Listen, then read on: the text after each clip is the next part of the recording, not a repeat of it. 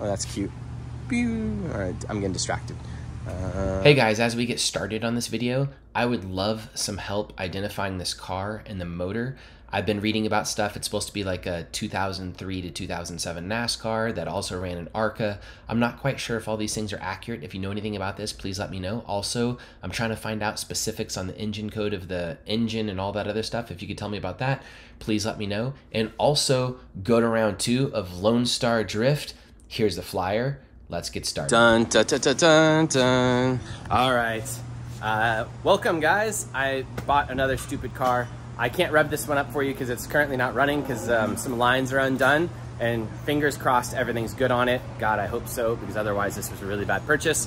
So what we have today, let's show you this, is we don't know exactly what it is so far, but we believe it's an ARCA car because it says ARCA all over it, which is a series. And I'm gonna show you around the car, introduce you to it, tell you my plans with it and all that stuff. And then in the coming episodes, just like my other circle track car, we're gonna add angle to it, make it cool, mental, weigh it, figure out all these things. The plans for this thing, by the way, because my blue car, I kind of fell in love with it and I didn't want to like Swiss cheese it and chop it up too much.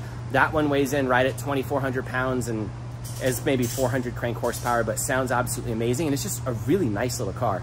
I got that from Kurt. Thank you, Kurt.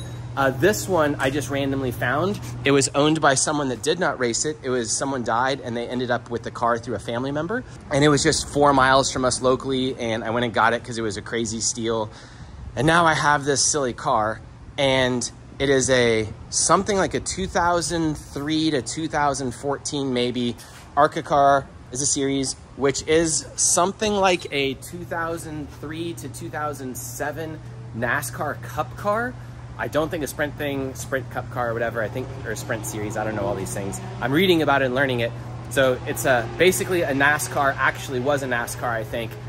You guys can correct me in the comments, but it looks like the NASCARs, once they went to the car of tomorrow, everyone was buying them through ARCA. So this, I think, looking at numbers on it, was a NASCAR built in 2003, which then ended up being an ARCA car up until 2015. Mark is just sitting there in the background awkwardly. So this is a Ford Fusion. Very, very beautiful car. I'm making jokes because it's a Ford Fusion, but I assume it's just a sticker job and they're all basically the same aero. This was set up for circle track, not road course, which is a problem. So you can see that slant on there.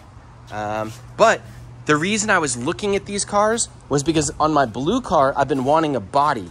Now the problem is to add the blue car, a body is a couple thousand, like $2,000 to $5,000 probably, and a bunch of labor, and it's gonna weigh an extra 100 pounds. And I actually wanna make one of these faster and crazier. So I had a mods list to the blue one, which is over there. But I was randomly shopping and I found this one and I'm like, this is perfect. And then I started looking into it, and because of the NASCAR stuff, they want these things to crash realistically, so they show body damage and everything. It's a combination of metal and fiberglass, steel, and aluminum body, so it crumples, all molded into one shape, and they weigh a minimum of 3,500 pounds. So depending on how much lead and stuff is in this car, and when we take a bunch of things out, if it's not really light, I'm gonna just start cutting the entire body off. We'll do it in stages though, where we weigh the thing, figure out how much it actually weighs, take off the weights, and then figure out, because I would love to keep the body, but I'd really rather have a 2,200 pound car that's 700-800 horsepower. So looking around this thing, you can see that it's a very, very long car. They do that, I assume, just because of aero reasons and because American cars are big. I was thinking about, when I was looking at it before I actually went and bought it, cutting it down a little bit, like shrinking it, maybe not so much up front, and I was gonna put S15 headlight and taillight stickers, and I was going to cut this off in the back and shorten it some. And then I'm just like, I might as well just cut up the entire car. And my plans when I had it at one price, which was higher, that I was shopping for, were very different after I got the price down low enough to mess with it. And good God, these taillights are ugly. Even just as stickers, they're ugly. All right, so that's what the car looks like. It has the same type of bolt pattern and everything. It looks like with the same hub diameter and stuff as my other blue car, so it should be pretty easy to get RPF 1s on. That's my life now, is just putting RPF 1s on NASCAR stuff. When I when I add thumbnails, people can't get mad at me because it actually is a NASCAR, I think. This is what the interior looks like. My blue car actually has a much nicer gauge setup. I don't know why this has such a janky gauge setup, but it has lots of really nice parts. I also, oh, that's swung down. That should be up there on top. Probably that's not the original gauge setup that came in the car. If you look at the NASCAR engines as well, it has the dual ignition setup and everything, which I can link some articles on that you can see that stuff. We have lots of stuff to cut out of in here. That battery goes back down there, but we needed to try and turn it over. It has a dry sump system, so you know it's a super serious car. The cage work is interesting. The seat sits up here and would be very difficult to move around. This is the seat, very fancy seat. Halo containment seat made out of aluminum. Pretty neat. Little ducks and stuff. Oh, this is cool. Since these cars do 200 miles an hour, whee! Has all the aero stuff. So this is aero, so I guess keeps the car going straight or tries to straighten it and stuff. These do something like that as well. When the car spins out going 200 miles an hour, the air flaps pop open. You have suspension things here. You can change suspension stuff. I don't know what that one does. I didn't even notice there was a third one right here. I'll have to look at that. There's that. Let's start opening up the car. Oh, another thing is this thing sits so low. We picked it up and it was actually flat tires and actually sitting on the body. I assume it has a quick change in there because we could kind of see it, but not really. And we haven't really jacked the car up and looked at it yet. But hopefully it has a quick change so I can change the gears easier. My other car has a Ford 9-inch and this has to be way more advanced. What else? Lots of interesting things such as, I don't know if that's what kind of sheet that is. You guys can tell me. Some type of sheet thing. It has a, I'll show you the transmission and stuff in a minute. Let me open this up 1 second. So this is where this car gets really nuts. When I was going, I assumed it was a small block Chevy, even though I didn't look at the Ford thing. I forgot that carbureted cars can even be Fords because I've never had anything Ford carbureted I can think of. We believe this is a 358 small block Ford with an 830 CFM carb. It's probably 14 to 14.6 to 1 compression ratio. It has specs on it. I don't think you can see this. Maybe you can. If you pause that right there, you can see that's probably valve lash and the person that signed it and the date for the person that worked on it. I think it said 2003. So since it would be 2003, that's what leads us to believe that this is a NASCAR that was then swapped over to ARCA and the person drove it at whatever time period. Has humongous brakes with humongous brake pads. That brake pad is gigantic. It does have, it looks like asymmetrical arms, which is obviously why that wheel is so cambered funny. It has wheel tethers or suspension tethers. It has a hood tether over there.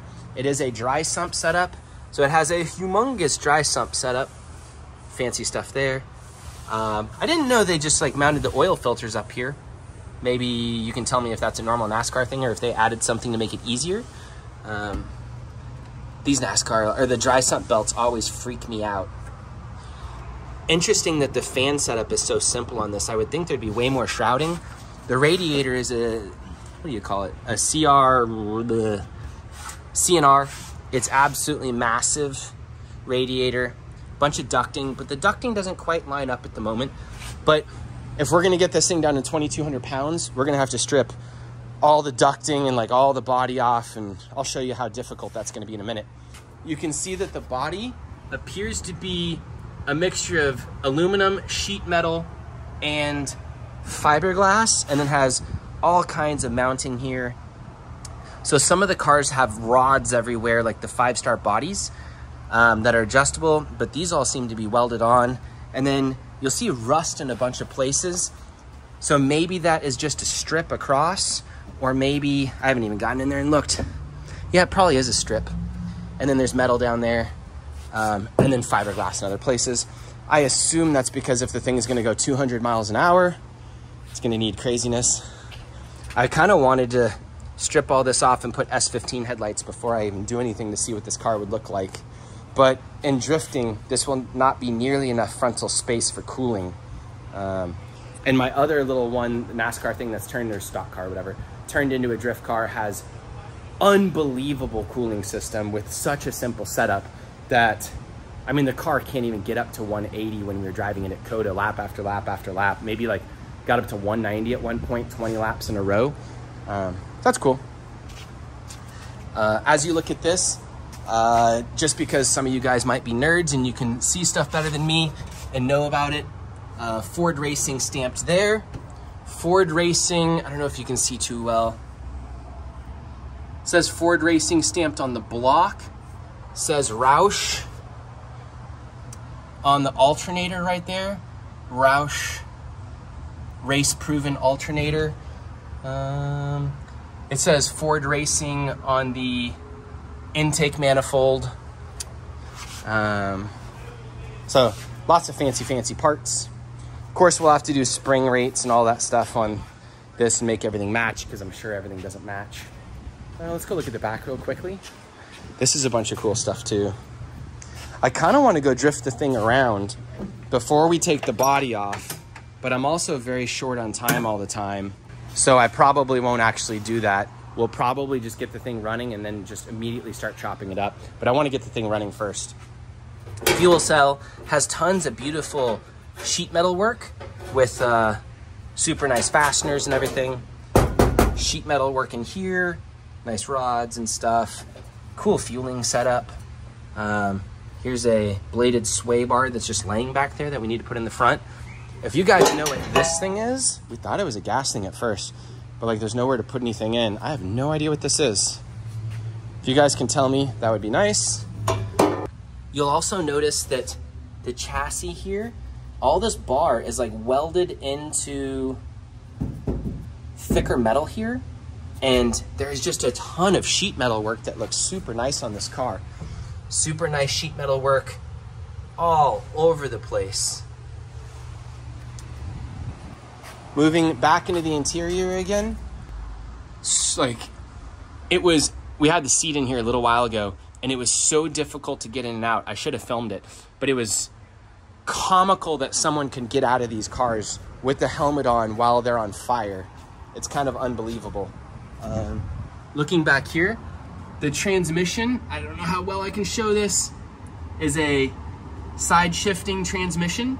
Oh, I forgot to say, one other problem that we're gonna have is these bodies are so wide, I guess to keep the aero package and all that stuff and these tires and everything, we wouldn't even come close to filling this out without massive spacers on the RPF ones, and the car would get dangerously low to look cool and try and not have crazy body gap and stuff. So in some ways, it's easier just to take this body off.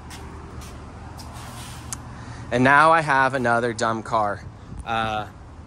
One more passing thought, by the way. We just got the motor back for the Tyler Cox Memorial car out on the trailer. And I mean, I should be so excited to like put the LS back in that and do all that stuff. That has the El Camino LS1 from Bubba Drift Formula D way back in the day still, that I then ran for like a decade, and then it was passed around and I have it back. I should be super excited about that, but for some reason I'm getting super into these wacky stock cars. I don't know. I get excited just like when Daigo builds something really weird. That's what I get excited about. I'm kind of curious if you guys are getting some type of weird attachment to this stuff like I am. I'm also on a wide lens. Let me see if that makes it look better. That makes it look not so stretched. Cool. Anyways, like, oh, by the way, that's an RB20 S13 on the dyno right there. For some reason, maybe I've just seen so many S13s, and this is a fairly cool one. I'm just like so in love with this crazy weirdness. Even though that works super well, and that car is probably maybe 2,600 to 2,700 pounds with that RB20 in it. This is a lot of effort to get just a couple hundred pounds off. But like, I want to go nuts. I want a diff I can't break. I want axles I can't break. I want a crazy dog box transmission. I want a crazy V8 for no reason, even though I should not have one. And I can swap in just a normal, way simpler one and delete all the dry sump and have a simple V8 in there if I have problems with that. Oh, also, I really should drift this, although it's too much effort, on the slicks before I change everything over. Because once I change it over, I can't change back because the lug pattern and everything is going from a 5x5 or whatever it is over to a 5x1 14.3. But again, because I have to do angle and because I have to make everything work, I can't really go play with it as is. I need to also measure the stock steering angle and all that stuff. Okay, anyways. In the coming episodes, it'll be on the dyno. It's gonna get weighed, it's gonna get chopped up, and eventually we're gonna go test it. And I hope you guys enjoy it. Thank you. And thanks for like enjoying this whole Lone Star Drift thing. If you've been watching this channel for this long and know what's going on, whatever. God, this thing is so cool. I love this car. I wanna drive this thing so much more than I wanna drive that thing. Boom. So I've been looking all over online at pictures of NASCARs from this era for like 2003 to 2007. And this car looks exactly like it, from all the cage work to the sheet metal work to the transmission tunnel to the steering column itself to the gauges, every single gauge, the little tiny switch panel, all the tube work, the engine, the valve covers, the shocks, the brakes, the routing of the lines, the control arms. Everything looks exactly like that NASCAR. Pretty sure it is. But so if you guys know, please let me know, because again, I'm just looking at pictures online. Ah, crap. One sold for 30 grand. A few months ago. I should probably sell this thing instead of cutting it up. If anybody wants this thing, you better offer me money fast before it meets the Sawzall. That's all I have to say.